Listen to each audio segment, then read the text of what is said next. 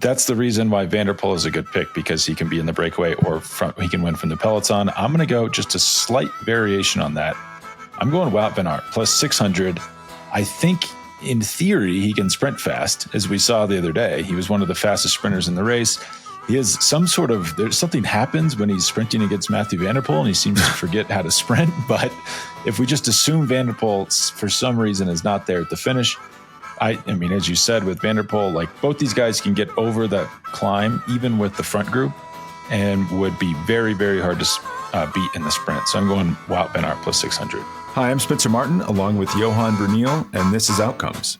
Outcomes is for informational and entertainment purposes only. Nothing in this podcast should be considered financial advice. Please gamble responsibly, and if you or someone you know has a gambling problem, seek help from a professional resource. Hosts and guests may have financial interest in the bets discussed. Past performance does not guarantee future results. Everybody, I'm Spencer Martin. I'm here with Johan Bruyneel. We are predicting stage 11 of the Tour de France, 157 kilometers from Toulouse to Toulouse, right after the rest day. Instead of the straightforward Toulouse stage that's usually a sprint finish, we have some lumpy terrain around the city and then multiple climbs with a 10% average. Johan is saying even maybe 12% average, 8K from the finish into the city center for the finish. I will list off the odds, and then we'll get Johan's take on who's going to win, how it's going to play out. Mathieu van der Poel is the favorite at plus 450. Wout van Aert at plus 600. Jonathan Milan plus 1600. Caden Groves plus 1800. Tadej Pogačar plus 2000. I would be surprised if that happens. Romain Gregoire plus 2200. Axel Laurence plus 2200. Quinn Simmons plus 2200. Biniam Girmay plus 4000. It goes on and on. We'll call them out when we need to. But if you're still not like an expert in sports betting, or you even want to check out the best sign-up bonuses in your area, make sure to check out Next Bets. That's nxtbets.com/betoutcomes. We have a partnership with them. They will show you where you can bet, where you live, where the best sign-up bonuses. Like, for example, you could bet $5 on FanDuel in Colorado and get $150 free to gamble with. So you cannot afford to not check this out. nxtbets.com/betoutcomes. Johan, how do you think this is going to play out? It seems probably like a breakaway stage, and then who do you think is going to win? Yeah, it's a difficult one. You know, I mean, if you look at the overall elevation, 1,700 meters, it's very accessible for the sprinters after a rest day also. So I would assume that some of the sprinter teams will try to keep it together. And hope that their sprinter can get over it. I'm thinking about probably like one of the sprinters that could make it over. If I have to name one, would be probably Caden Groves. Caden Groves, you know, he's a solid rider. He usually gets better through the stage races. But I still think it's going to be difficult. You know, there's 7 climbs in the last 45 kilometers. And that last climb, it's 900 meters. And it does say on the official profile, it does say 12.4%. That's steep. So, you know, if guys like, I mean, we'll see also. I mean, if it's together, Pogačar would probably try there. I think it would be not wise to do that. Why would he? But still, a guy like Mathieu van der Poel, Wout van Aert, explosive riders, can probably drop the sprinters there. So I'm going to go for Mathieu van der Poel. The last time I checked, he was at 450. I don't know if you find him anywhere better than that, 500 maybe somewhere. But also especially because Mathieu van der Poel can be in the breakaway. And if it's still all together, he will be in the front on that last climb. And if some riders, some sprinters don't make it back, he can win in the sprint also. So Mathieu van der Poel is my favorite to win the stage tomorrow.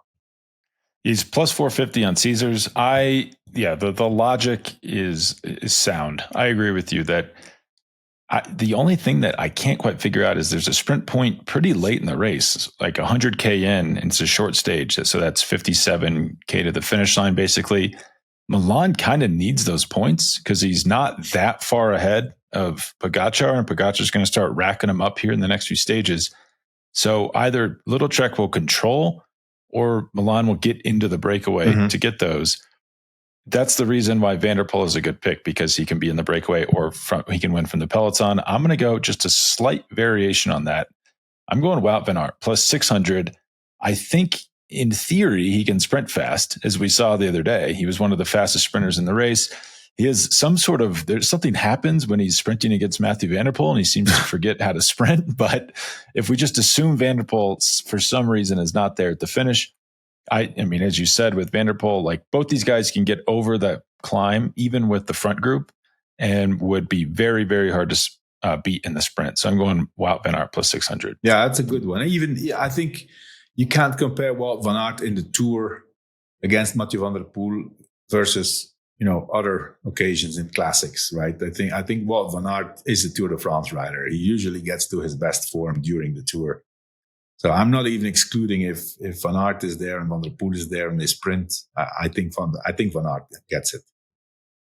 And we know that Visma will not have an issue with him going in the breakaway, so he'll be active. I'd assume Van der Poel is going to do the same thing.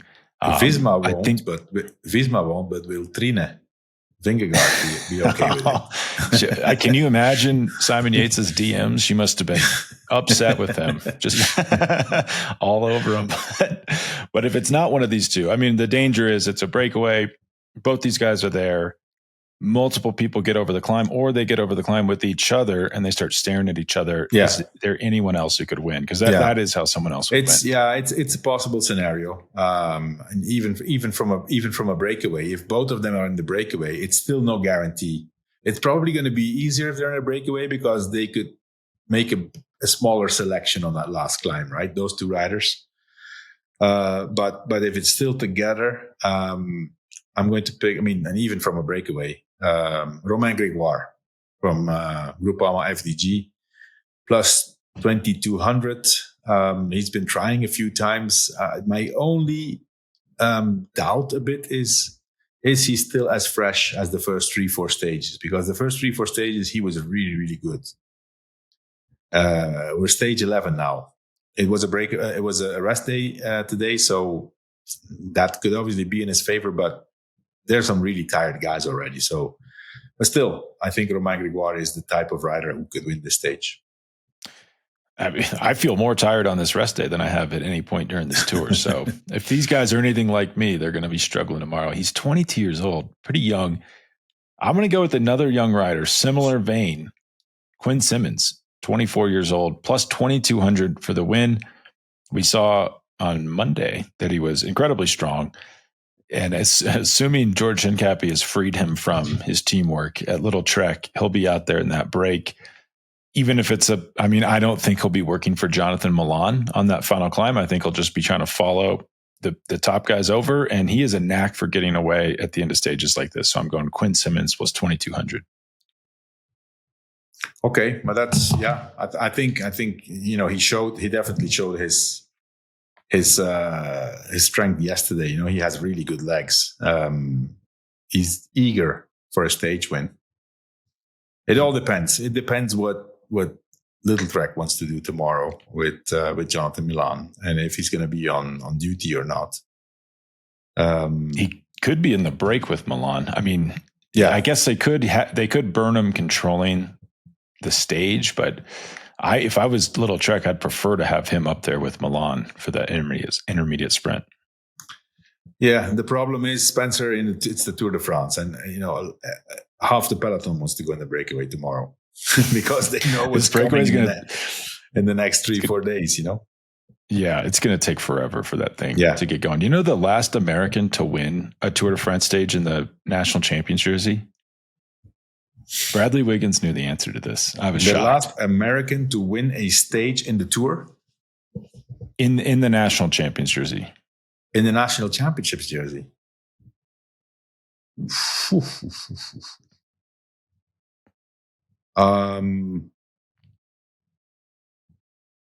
Jonathan Boyer? Lance Armstrong. 1993. I didn't know. Yeah, in the Vosges somewhere. I remember. Okay, yeah.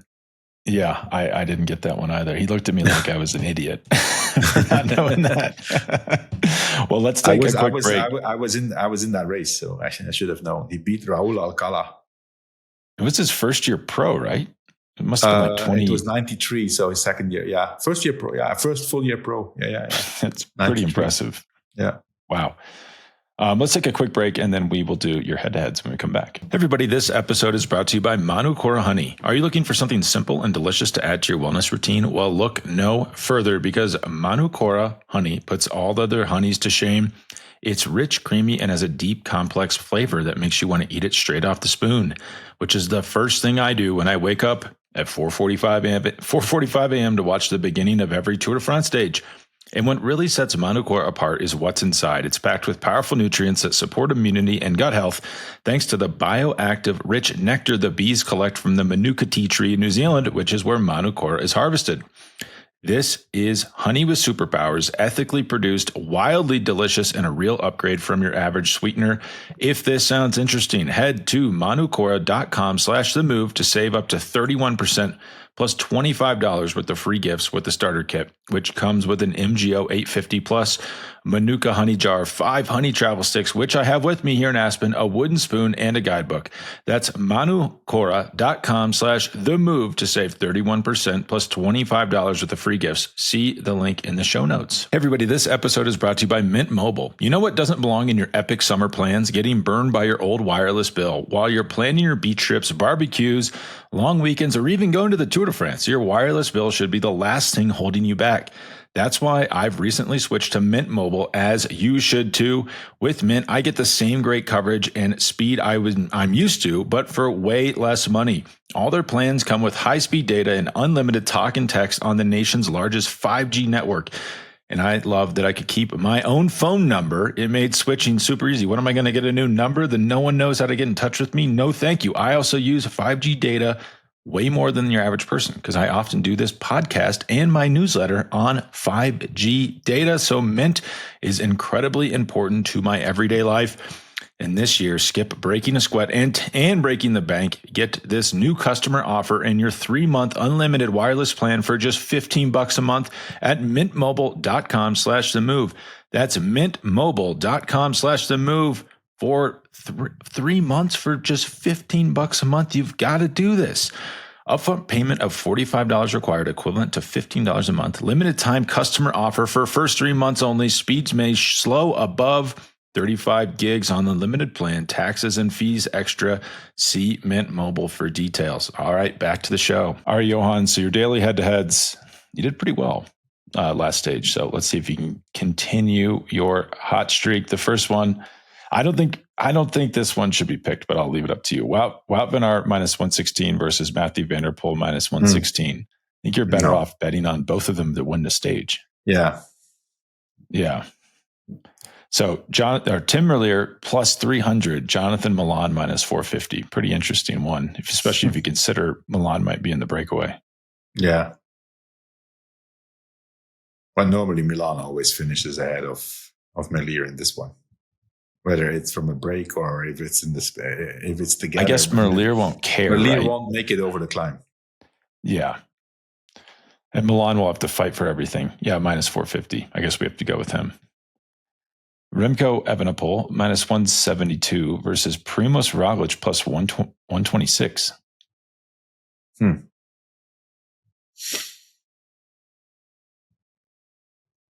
Primož didn't look mad, yesterday. I'm starting to feel better about Primož bit by bit. Not for the win, obviously, but for a good Tour de France. Finally, I'm going to go Primož. I like that. He looked really good yesterday. He's not crashed. I feel like, I guess we're part of the media, so we're part of the problem, but no one's talking about that we have an uncrashed Primož 10 days into the Tour. Like that podium, don't write him off for that podium. Tadej Pogačar -220 versus Jonas Vingegaard +162. Jonas. Interesting. All right. I like that. Biniam Girmay -172 versus Paul Pinhut +126.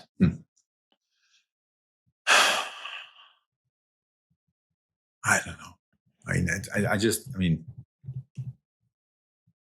It's just hard for me to think that the sprinters will make it over those 7 climbs. They probably won't, which makes this even more interesting. So then how do they finish in the pack? Yeah, well, I mean, if they don't make it, then it's basically a lottery, you know. Then I guess you should pick Paul, right? Because if it's a lottery, if it's a coin flip and he's better than 100, mathematically, that's the one you should pick. Yeah, open way. Okay. All right. Anything else before we take off and prepare for tomorrow's stage? I'm going to bed because I have an early wake up tomorrow, and I'm going to the Tour de France. That's pretty exciting. So I will report from there to you guys. So you'll be at the finish tomorrow in Toulouse. I don't know. Maybe. Could be. And then you'll definitely be at OOTCOMES.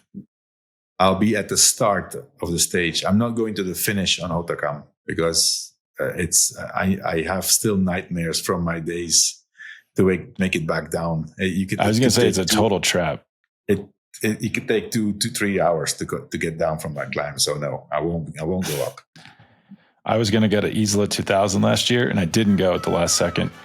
And the people that went, these guys told me they didn't get back until 2 a.m. Like it is, because it's just one way up, one way down. I mean, it is a disaster leaving these summit finishes. Yeah.